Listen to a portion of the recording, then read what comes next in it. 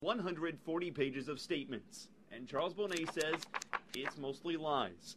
The convicted killer says we don't know the whole story behind the story that's gained national attention and confounded a community for 9 years.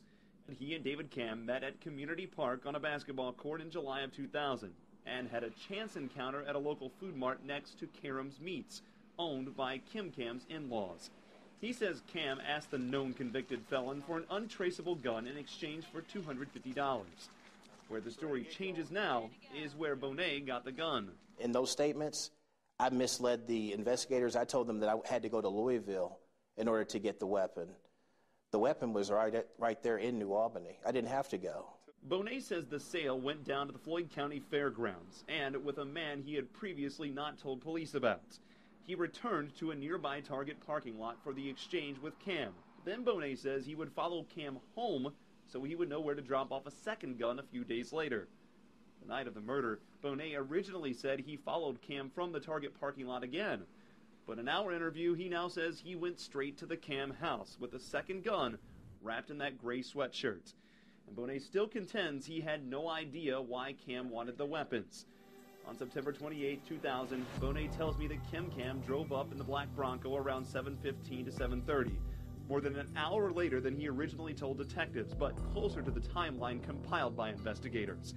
He claims he heard a fight between David Camm and Kim Camm, 3 gunshots, and then said Camm turned the gun on him. I'm thinking I'm a dead man.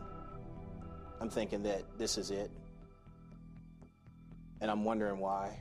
But Boney says the weapon jammed, and Camm went inside the home, he thought, for a second gun. Instead of fleeing, Boney says he pursues the shooter, but trips over Kim's shoes, and for the first time admits to tampering with that evidence. When I fell over that area, I seen Mrs. Camm lying there lifeless. Because I knew this is a crime scene, I did take the time to try to wipe off anything, as far as like those shoes. I had those in my hand. I just wiped them off on my shorts that I had on. So it never dawned on you, I am running out of time. I can't put this back on. Well, once again, Mr. Jackie, you've never been in a situation where you've seen lifeless bodies.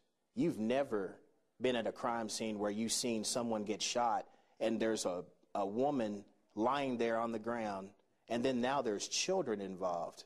You've never been in that situation, so you don't know what you would do.